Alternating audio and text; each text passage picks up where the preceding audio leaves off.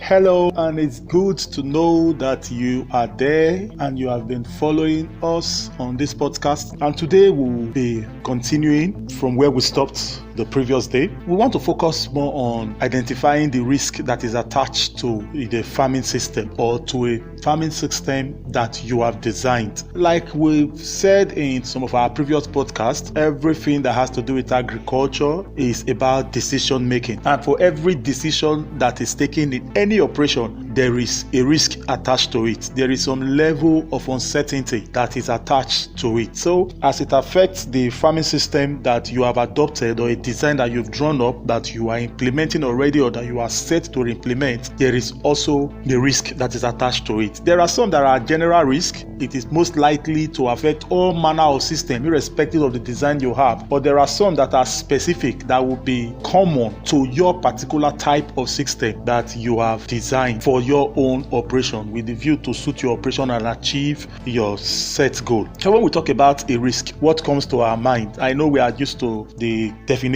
of risk. A risk here in this context, we are talking about the possibility of suffering a negative consequence as a result of the decision that you've made or actions that you are taking. For example, what is the risk factor of cultivating a monocrop? The chance that there might be a disease outreach that might just wipe off that crop that will be peculiar to that crop, that becomes a risk, even though your decision was inspired by the fact that a crop itself has a high market demand.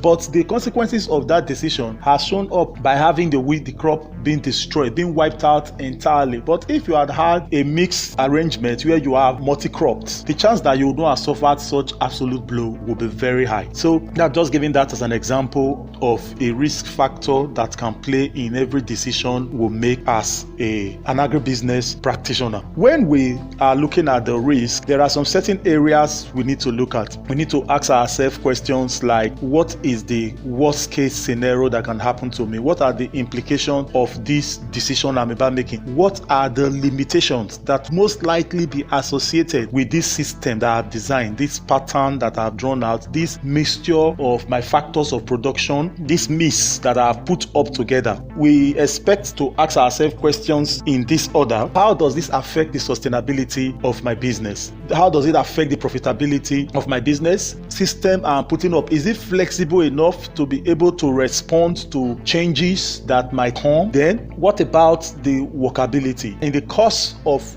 working out this plan, what is the risk involved? What is the chance that it may most likely not achieve what we said to achieve? So I will just quickly go straight and draw our attention to areas where we can experience risk in every farming system. The first place where we can experience risk is in our production system. There's a tendency that no matter how perfect plan can be on paper, it is still subjective to a risk factor. Why is it so? Because every production plan, every farming system is not based on absolute knowledge. There is still a high level of subjectivity because it's a decision and a plan worked out now that is futuristic, one. Then two, there's a decision and a plan worked out now that has a lot of external influences that you don't have control over. And because you don't have control over such systems, there is a tendency for you not to be perfect in the analysis of data that is in front of you. That enables you to make your own decision. Even though we call such decision well-informed decision, that level of information you have is also subjective because it's not absolute. For example, we call it weather forecast. It's a forecast. No, it is not based on absolute. There is even if it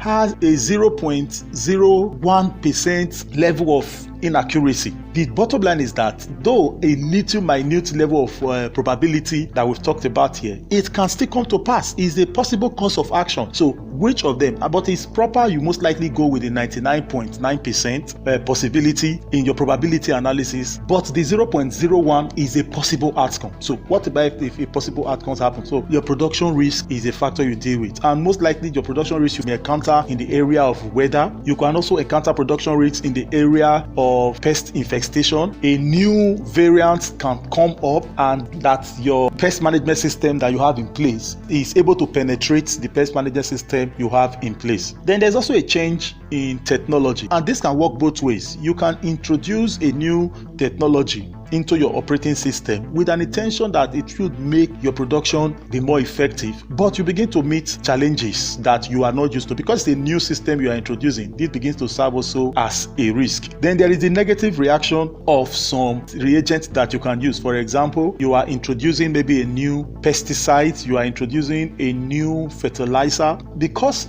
you are introducing it newly, you have not also been able to understand the capacity it has to react with your other productive factors. So you can also find risk in other parts of your farming system that is not directly involved in production. If you remember, we're talking about farming system, we said it's all the factors that place together for you to achieve your set goal. So which means the external factors also has a role to play. For example, there's a price risk. Now, you have designed the production system, you have designed the farming system in a manner that should be able to give you a particular amount of margin. So you have drawn up your costs based on what the market is doing. As you start operating, there is a change in the pricing system. There is inflation sets in, your cost of production shoots up, but is not having a corresponding increase in the selling price in the market. You discover that that's a risk, so you naturally will run at a loss. We equally need to look at the cost of borrowing, the financial risk. Every business is expected to recoup its cost of capital. So how do you manage such implication? Imagine if your cost of borrowing increases or the cost of funding the business is